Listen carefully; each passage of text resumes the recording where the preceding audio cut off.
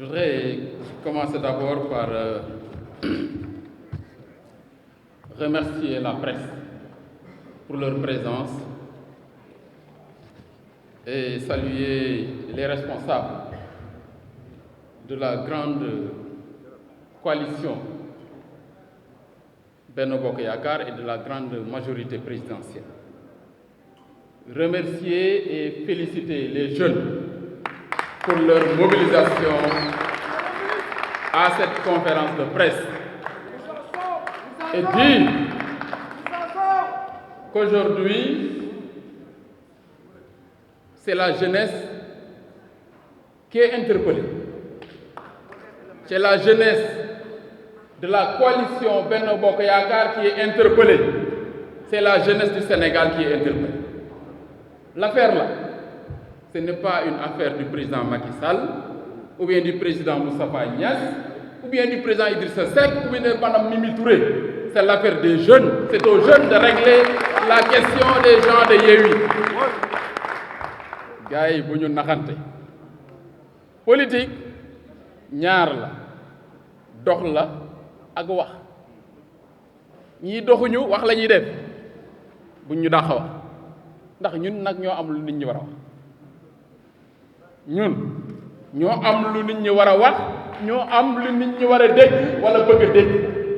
mooy lan le président de la république di defal Sénégalais yan réalisation la ñuy defal Sénégalais au quotidien li nga xam ni gouvernement baa ngi koy def mais également Sénégalu ëllëg Sénégalu suba fi ko président jëmee loolu la Sénégalais bëgg dégg ce message d'espoir et loolu la jeunesse moo ko war a porter kon pourquoi ñu noppi suñ noppee ñan ñooy wax ñi nga xam ni les pyromanes mais ñi nga xam ne amuñu projet de société li ñu fi nekk mooy manipulation wax lu dul dëgg sosal nit ñi def seen lu weng nag bëgg koo yenn nit ñi c'est ça qu'il faut refuser et les Sénégalais ne sont pas dupes c'est pourquoi il faut parler aux Sénégalais. Les Sénégalais ont besoin d'entendre la vérité. Les Sénégalais ont besoin qu'on leur dise la vérité. Or ñii nga xam ne ñoo ne suñu kanam xale yu ndaw yi nga xam ne juddooguñu sax ci politique kañ lañ fi judd kañ lañ commencé politique lan lañ mën a def mas a def Sénégal ban xeer ban pierre lañ mas a teg ci suqaliku ci développement Sénégal kenn mësu ko gis du wet kenn mësu ko teg mënuñ ci teg baaraam kon ñii amuñu lu ñuy wax ci Sénégal kon nag mënuñu am li nga xam ne tey mën nañ ko ndamoo ci àdduna mën ko ndamoo ci Sénégal mën ko ndamoo ci Afrique du noppi waru nous n'avons pas le droit de nous taire. On a le droit de nous organiser, on a le droit de parler aux Sénégalais, on a le droit même de descendre dans la rue pour montrer et manifester notre satisfaction à l'endroit du président de la République, son Excellence Macky Sall. Mani président de la République réew yu nekk yi réewu Afrique yi daal ñëpp moo xam naa ne présentement ku sañoon am président bu mel ni président Macky Sall. C'est ça la vérité. adduna bi fi adduna toll tey mën naa ni démocratie Sénégal fi mu toll tey mais également notre diplomatie tey moo nekk au sommet du toit de la diplomatie mondiale et africaine te loolu grâce au président de la République loolu nag mënuñu ko am ba pare di sàggat mënuñu ko am di sàggat mënuñu ko am di noppi mënuñu ko am duñ ko partagé tey fi àdduna toll nga xam ni mën naa ni ñaar ñoo ngànk àdduna bi muy Amérique ak Russie ñëpp bëgg a wax président la bi ñëpp am ci moom yaakaar pour solution ñëpp am yaakaar ci moom pour àdduna bi mën a rester équilibré ñun Sénégal ñu am chance boobu mu nekk suñu njiit nekk suñu président Afrique am chance boobu bu tombé mu yor Union africaine est-ce que kon ñun dañoo war a noppi nous n'avons pas le droit de nous taire nous n'avons pas le droit surtout la jeunesse mani am ngeen lu ngeen ndamoo la jeunesse am ngeen lu ngeen wax ak seen nawle yi am ngeen lu ngeen wax ak seen moromu jeunes yi kon il faut pas Il n'y a pas de complexe pour ça. Il faut être fier. dox leen ci dëkk bi dem leen wax ak seen moroomu jeunes yi amul tiit amul ragal amul complexe ndax am ngeen lu ngeen teg seen loxo yi. mani ba Sénégal di Sénégal ba léegi c'est la première fois ñu am ci Sénégal njiitu réew moo xam ni dafa ni ma priorité c'est la jeunesse et les femmes. xam nga ñun ak président Wade xam nañ ci da doon wax il compte sur la jeunesse pour arriver au pouvoir oui egg nañ pouvoir ak moom mu jàppale la jeunesse président Macky Sall nekk ci wetam li mu nàmbatal ci moom mu ñëw indi moom sa sensibilité personnelle ndax président Macky Sall loolooy sa chance mooy son cœur sa générosité ñeewantal ñu am ci njaboot yi ak ci population yi ak ci jigéen ñi loolu mooy sa différence avec les autres mooy sa générosité mënu leen am loolu di noppi waruñu en tout cas moi j'ai dit par devoir et par loyauté par loyauté je serai à vos côtés Moussa wax naa leen ko Ablaye par devoir et par loyauté je serai à vos côtés pour vous accompagner parce que loolu mooy ngor je ne connais que la loyauté je ne connais que la fidélité loyauté la li ñu président Macky Sall ji li mu defal Sénégal li muy defal Afrique tey Afrique fu africain nekk sëggi nga fu africain nekk ci àdduna mu nekk Afrique comme mu ne bitim réew sëggi nga bi mu dajee président Poutine wax au nom de l'Afrique même wax au nom du monde entier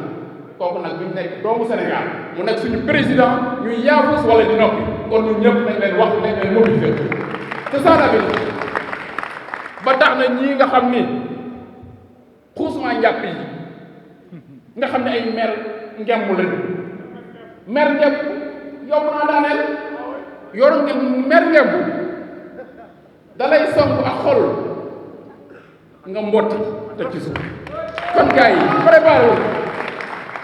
ñii duñu dara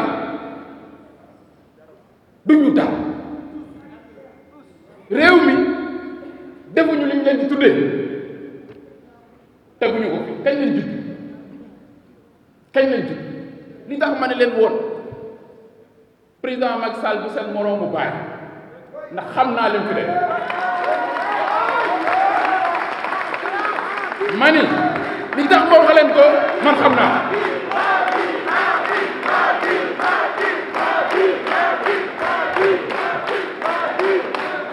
kon du ngeen am loolu mu def li mu fi def tey Sénégal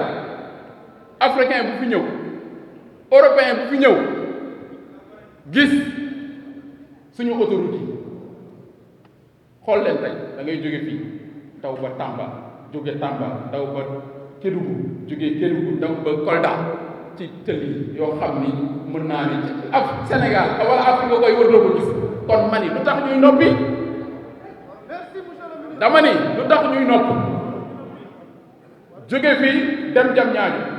lu tax président bu ñëw Sénégal daal dinaa dem Diamniadio xool c'est une vision mais nga ñëw Diamniadio su la neexee dugg terre bi génération terre bi ñu am soo demee Europe sax am na capital yi mu amul comme moom dafa bëgg lu baax mu ni wutal leen ma dernière génération de terre bi nga xam ni moom laay wutal Sénégal yi te Sénégal yi dugg même suñu nekkoon am moom pourquoi ñuy noppi stade Ablaye Wade soo demee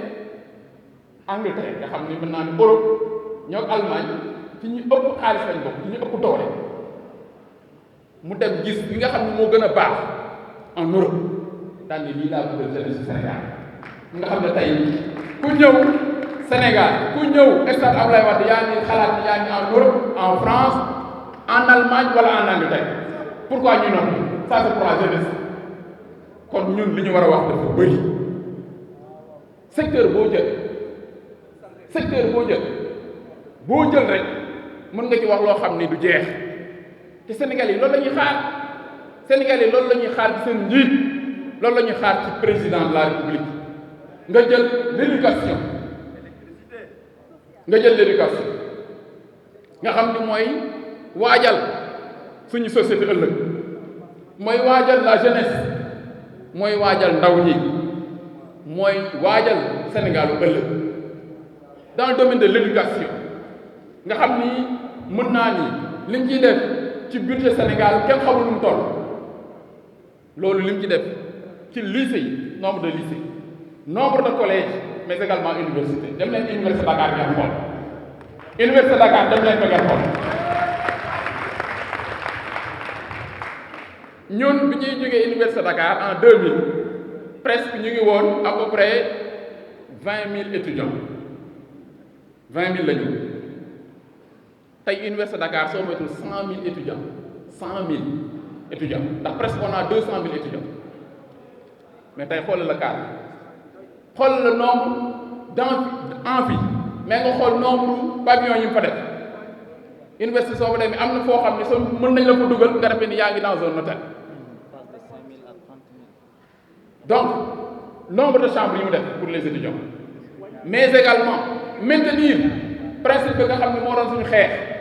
mooy étudiant bu amul bourse nañ la jàppale nga am aide pour jàppale mun naa ni loolu président maintenir ko muy plus de 70 milliards plus de 70 milliards boo xam ni mën naa ni mu ngi koy jàppale étudiants yi mais qui fait mieux et voilà qui a fait mieux personne mënuñu am loolu du noppi kon jeunes yi bu leen noppi étudiants yi bu leen noppi dem leen biir université wax ko fa c'est ça qu'il faut def leen ay flyers def leen ay affiches def leen ay capsules ci réseau yi et vous partagez ça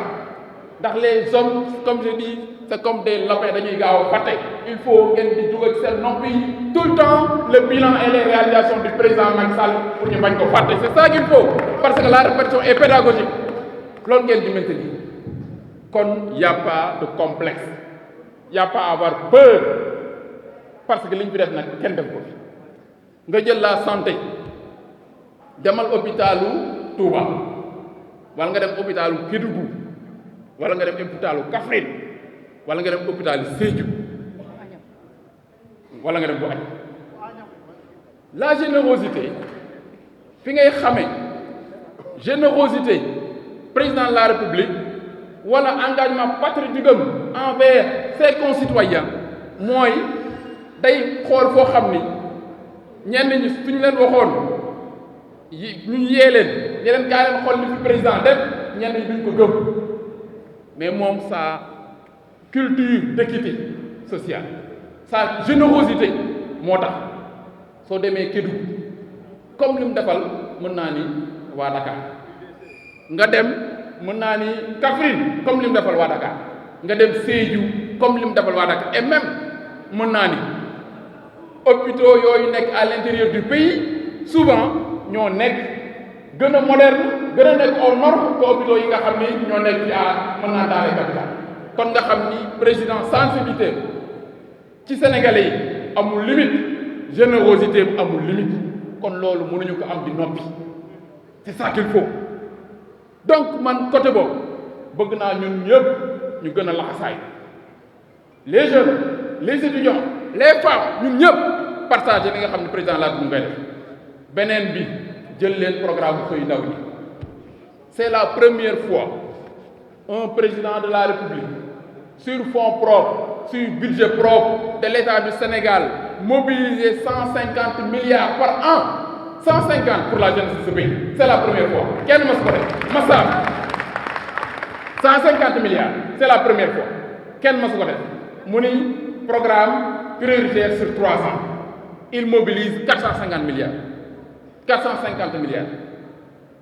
et dans ce programme mu ni 65 000 emplois 65 000 lay recruter d'un seul coup 65 000 ku xam administration Sénégal xam ni administration Sénégal mu ngi doon tourner autour de 150 000 agents moom bu ñëw presque jël la moitié d'un seul coup daal di jël 150 milliards def te loolu lépp fan la jëm ci jeunesse bi principalement ñooy bénéficiaires pourquoi kon ñuy noppi kenn masu ko def kenn masu ko fi def moom moo ko fi def nañ ko défendre nañ ko partager parce que loolu la sénégalais yi war a def wala xam ñu li fi président de la République kon dama ni gars yi amul tiit amul ragal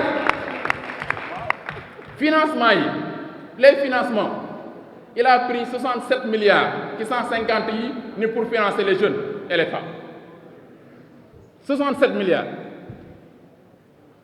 ñaata jeunes lañ ci mën a financer ñaata projet mais aussi mu ni nañ ko décentraliser mooy nañ ko def au niveau des 46 départements département boo dem ñu aménager un pôle emploi entrepreneuriat nga xam ne jeunes yi ils ont à portée de main tous les instruments nga xam ne dinañ mën a dem déposer seen projet suñ bëggee emploi dem inscrire ñu financer leen encadrer leen kan moo mas a def loolu Sénégal kan moo fi mas a def kenn masu koo xalaat kenn mas koo initier kenn mas koo def kon nag du ñu am loolu di noppi c'est ça Sénégalais yi loolu lañ bëgg a xam seen jeunes yi loolu la ñuy xaar mais également suñu responsabilité ñun tamit ñu dem wax ak suñu moroomu jeunes yi mais aussi ñu encadrer leen wax leen nan la ñuy def ba ñu mën a bénéficier wu de toutes ces opportunités bi nga xam ni président de la République teg na ko ci seen loxo kon jeunes yi chers jeunes frères bu leen noppi bu leen toog jóg leen dox dem leen wax ak seen moroom yi amul complexe ku leen saaga leen ku leen xas leen ko ngeen taxaw jàkkaarloo ñoom faire face c'est ça qu'il faut amul ragal c'est ça qu'il faut loolu la te vous avez tous les arguments tous les éléments pour que jeunesse yi déglu leen ndax la jeunesse de tout temps te ñun ñëpp jaar nañ ci la jeunesse est habitée par le doute la jeunesse est habitée par l'incertitude ndax ëllëg kenn xamul yàlla xam mais notre devoir c'est de distribuer l'espoir notre devoir c'est de distribuer avec la jeunesse toutes ces opportunités pour ñu xam ni ils ont leur avenir dans ce pays et l'espoir est permis ëllëgu Sénégal ak le président de la République son excellence Macky Sall jeunesse bi dañu xam ni ñoom lañ koy tabaxal ndax defe naa ni bientôt luy tëli luy infrastructure ci dëkk bi nga xam ni Sénégal soxla na ko pour suqaliku bientôt incha allahu rabbi président de la République matal lépp incha allahu rabbi au rythme bi ñuy demee bientôt du infrastructure majeure boo xam ni Sénégal dina ko soxla te président du ko initier kon lan moo ciy des li ciy des mooy consolider li ciy des mooy rentabiliser li ciy des mooy capitaliser te loolu nag ci ressources humaines yi lépp mooy des kon ndaw ñi xam leen ni Sénégal googu yéen la koy tabaxal Sénégal googu c'est pour la jeunesse de ce pays bientôt incha allahu rabbi Sénégal mën naa ni mooy Eldorado Afrique bu ñu ñeewati kenn ku am pétrole nañ la ko bàyyil ku am gaz nañ la ko bàyyil ndax yàlla suturaal nañu ci président Macky Sall loolu lépp dina am Sénégal léppay ñëw Sénégal kon nag loolu buñ ko am ba pare di sàggan kon nañu laxasaayu lu ñu am kenn amu ko loolu lépp ñun la koy defal c'est pour notre avenir kon nañ leen xam li nga xam ne moom la ñuy tabaxal li nga xam ne mu ñu koy liggéeyal li nga xam ne mu ñu koy préparer suñu yaafuusee nag suñu sàgganee ba am ñoo xam ni ñu ngi wane ni ñooñu ko gën a bëgg foqati ko suñu loxo ñàkk fayda ndax ñii ma gis suñ kanam comme li ma wax mani en tout cas man am na lu ma wax am na loo xam ne léegi yor naa ko muy ciseau am na daal man sama ciseau bu mooy man daal li ma leen wax leer na kon dama ni mani li ci des nañ leen organiser nañ leen taxaw jàkkaarloo ñii ndax ñii duñu dara su dee xeex ñoo leen dàq xeex dañoo xeex su dee xeex mais surtout amuñu projet de société amuñu vision xamuñu sax fu ñu jëmee réew mi ndax xamuñu ñoom lan mooy gérer réew mani li nga xam ni wane na ko rek mooy seen cuune gi ñu wane ci convention liste yi passé nga xam ne ñoom seen bopp ñu reconnaître man Ousmane Sonko benn texte wax ko wax ñoom seen amateurisme ak ni ñu ridiculer ci confection liste yi baax ñoom ñëpp gis seen erreur kon moo tax ma ni suñuy mere dañu mere seen bopp du ñu def nag seen i bêtises def seen i conneries def seen i mën naa ni seen amateurisme ba pare bëgg a jël conséquences yi xëppuñu ko wala xëpp ko le peuple sénégalais loolu duñ ko nangu tey duñ ko nangu ëllëg il faut ñun ñu taxaw jàmbaarloog ñoom xam ni ce pays on doit le préserver suñu defee seen erreur nañ ko assumer ñoom beneen bi mooy ñoom suñ defee erreur daal di ñu koy bëgg a yen daal di daw ci conseil constitutionnel waaw daal di waaw dañuy daw conseil yi mu àtte le conseil constitutionnel est là pour tous les Sénégalais le conseil constitutionnel est là pour la loi électorale mais surtout constitution bi nga xam ni mooy charte réew mi nga xam ni loi bu ne ci lay référé mooy mën naa ni la charpente mooy charpentu suñu législation mooy conseil constitutionnel mooy branche principale loolu yow nga ni soo amee problème da ngay daw xooli ko ñëpp gis nañu ni listu Yewwi département de Dakar moom dañ ko waroon a éliminer ñëpp d'accord nañu même ñoom d'accord nañu dañu def ay erreur ñu ni dañuy daw conseil constitutionnel ndax direction des élections nee na liste boobu warul jàll ñu dem ñu ni conseil constitutionnel validé na leen ko ñun par loyauté par esprit républicain ñu ni ñun d'accord nañu mais même conseil constitutionnel daan ne Benno Bokk Yaakaar yow sa liste suppléant dañ koy éliminer ndax respecté wul loi électorale ñu génnaat daan ne ñun d'accord nañu ndax nous sommes des républicains mais même juridiction boobu génn ni leen yéen seen liste titulaire dañ koy invalider ndax respecté wul la loi électorale ñun ñu ni d'accord ñoom ñu ni déet d'accorduñu ci bii te d'accord bële kon quel Yewwi lañu war a fiyew su leen arrangé ñu ni d'accord nañ su leen arrangé wul ñu ni d'accord mais ñun suñu devoir ak suñu rôle comme ñun ñoo yor mën naa ni du question pouvoir ñun ñoo nekk en responsabilité ñun nous devons être les premiers à être respectueux de la loi et des règlements kon fii décision bi fi justice jël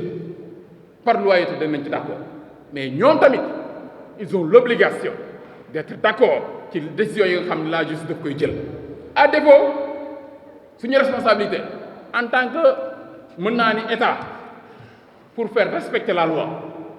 pour faire respecter les décisions de justice moo tax dama ni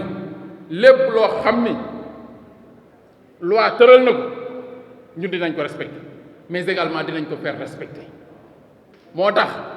ñi nga xam ni dégg naa leen ci suba muy ay Déthié Fall nga xam ni ñoom ay xuusman jàppale xam man Déthié dama ko yërëm ndax man sama rakk la man maa ko dugal suñu parti man je parle en connaissance de cause ses parents yi nekk Saint-Louis suñ déggee ni Déthié Fall ci politique jaar na fii Idrissa Seck jaar fii wala Jatara jaarul fi Jatara jaar dinañ interroger wu tax maa jàpp ci loxo indi suñu parti maa ko encadré poste député bi mu yor poste député bi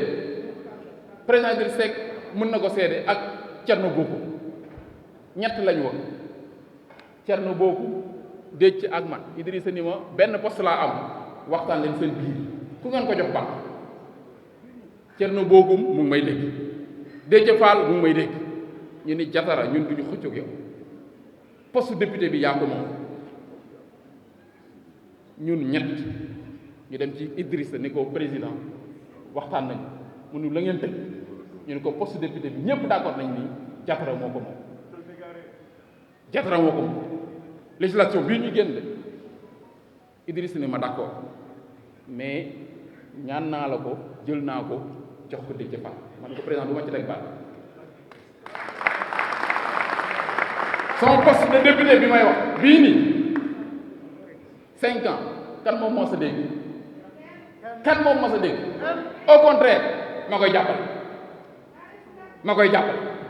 di ko taxaw di ko encadrer parce que ça par devoir au président Idrissa Seck et par loyauté encadré moo tax ma ni mer ngemb yow président de la république ak président Idrissa Seck waxtaan joxante loxo pour ñu liggéey Sénégal président de la république ci générosité daal ni président Idrissa Seck am nga ñaari poste dans le gouvernement ñu tudduma ci ak keneen su dee ci doon nit wala muy gor muy fàttaliku démb dina ne ma jas vraiment ce tour la lii président xalaat la wala président de Seck daf leen ndànk rek te man xam nga naïvement je pensais même que moom nekk ndax dama génn félicité ko ñu àndandoo ma defe ni pour man dëcc étudiant mais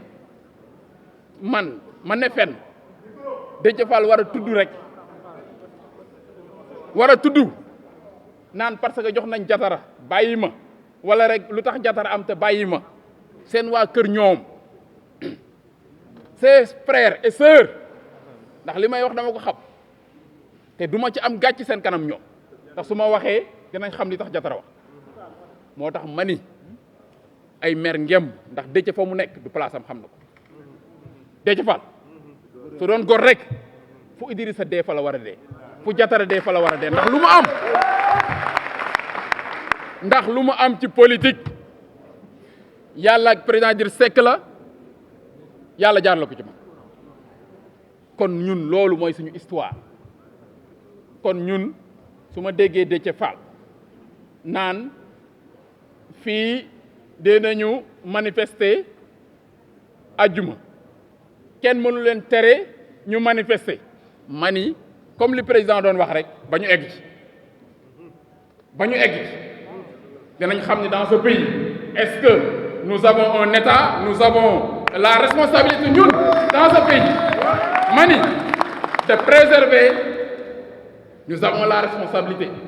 de préserver la sérénité de préserver